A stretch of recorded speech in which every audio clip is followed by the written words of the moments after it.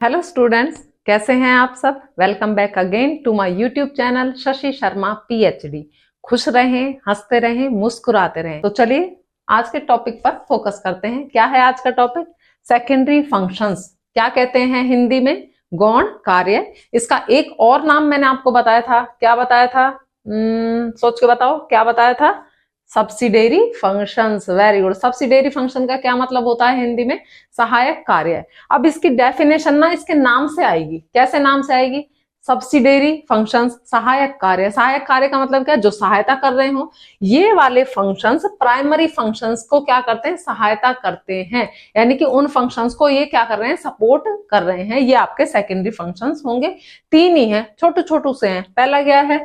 Standard of future payment. Future payment का मतलब आपको पता ही है कौन सी होती है। जो फ्यूचर में पेमेंट की जाती है वो फ्यूचर पेमेंट होती है। आज ना करके फ्यूचर में किसी टाइम पे जो पेमेंट होती है, और उसके लिए किस चीज का यूज करते हैं हम? मनी का यूज करते हैं। लो जी, हो गया।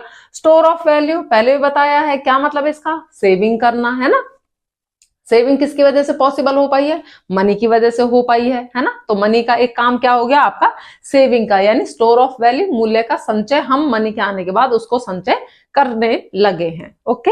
और क्या है? Transfer of value.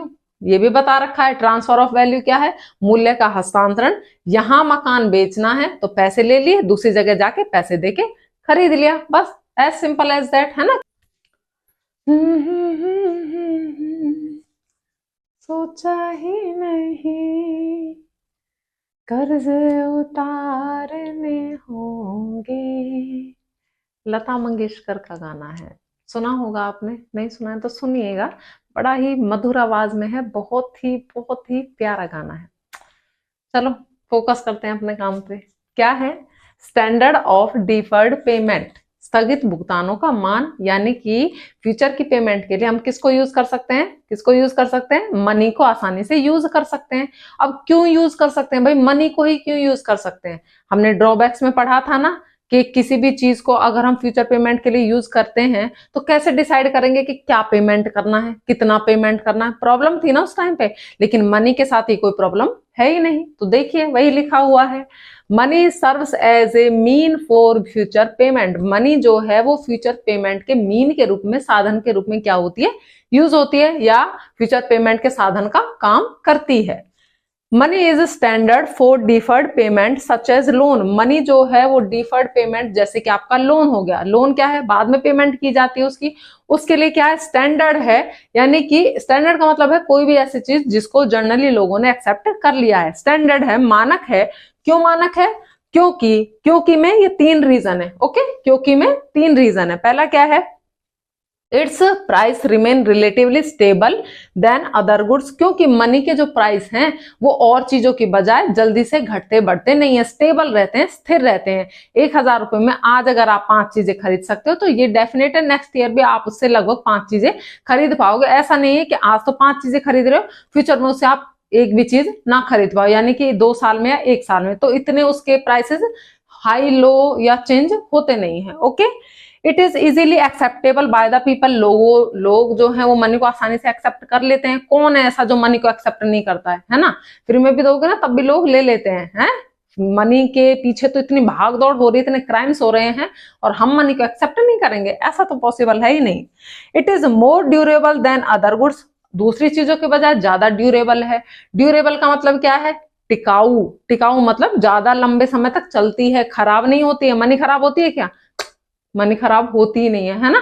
तो इन रीजंस की वजह से क्या है? आपकी मनी का यूज किया जाता है स्टैंडर्ड ऑफ डिफर्ड पेमेंट, यानी कि स्थगित भुगतानों के लिए, फ्यूचर में होने वाले भुगतानों के लिए हम मनी का यूज करते हैं। दूसरे पर चलिए। ओके, सेकंड क्या है? Store of value. Store of value का सिंपल सा मीनिंग बताया था। क्या है? सेविंग करना। मनी को सेव कर सकते हैं, आसानी से सेव कर सकते हैं।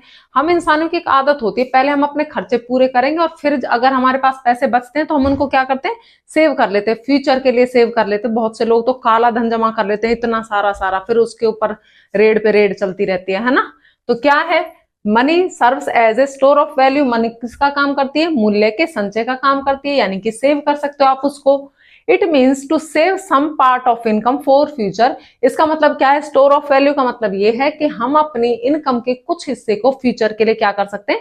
सेव कर सकते हैं। अब क्यों सेव करते हैं, क्या रीजन है कि मनी को सेव करते हैं? ये रहे जी 3 रीजन। पहला क्या है, जब जो पहले में 3 रीजन लिखे ना, कुछ कुछ वही है, कुछ कुछ नहीं वही है। पहला क्या है, it is easily acceptable by others, आसानी से लोग इसको एक्सेप्ट कर लेंगे। सेव कर लोगे, परसों पेमेंट कर रहे हो, 4 साल बाद पेमेंट कर रहे हो, तो भी लोग मनी को आसानी से एक्सेप्ट कर लेंगे। The value remain stable then other goods, इसकी जो वैल्यू है वो स्टेबल रहती है दूसरी वस्तुओं के बजाय, यानी कि दूसरी चीजों के बजाय इसके प्राइस क्या रहते हैं, मनी के स्टेबल रहते हैं, चेंज नहीं होते हैं, पिछले से ही आ रहा है ना। और नीड लेस स्पेस, इसको रखने के लिए ज्यादा स्पेस चाहिए कि कम स्पेस चाहिए? कम स्पेस चाहिए। छोटे छोटे से लॉकर्स में आ जाते हैं, और अब तो फोन में भी आपके मनी होते हैं, फट फट फट फट बटन दबाओ और ट्रांसफर कर दो। ओके, तो इसलिए मनी किसका काम करती है, स्टोर ऑफ वैल्यू का काम करती है। 2 हो गए, लास्ट बचा है वो भी छोटू सा ही है, जल्दी से कर लेते हैं। एंड लास्ट है transfer of value. Transfer of value का मतलब है पैसे को, रुपए को, मनी को एक जगह से दूसरी जगह पे क्या कर रहे हैं, ट्रांसफर कर देना। ओके, देखिए वही लिखा हुआ है, it means money can be easily transferred from one place to other. Money को, मुद्रा को आप आसानी से एक जगह से दूसरी जगह क्या कर सकते हो, ट्रांसफर कर सकते हो।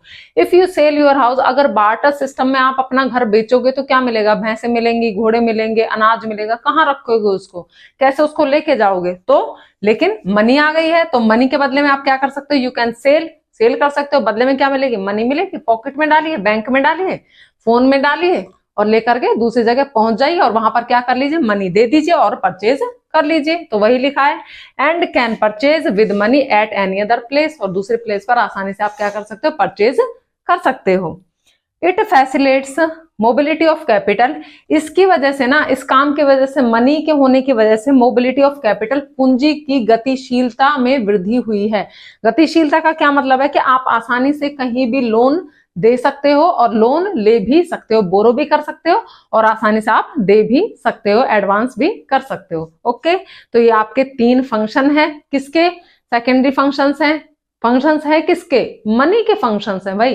ठीक है, नेक्स्ट वीडियो में मिलेंगे, बने रहिए साथ में। चैनल को सब्सक्राइब करना है, याद से सब्सक्राइब करना है भाई, और लाइक करना है, और अपने फ्रेंड्स के साथ, उन फ्रेंड्स के साथ जिनको इनकी जरूरत है, उनके साथ इनको शेयर करना है।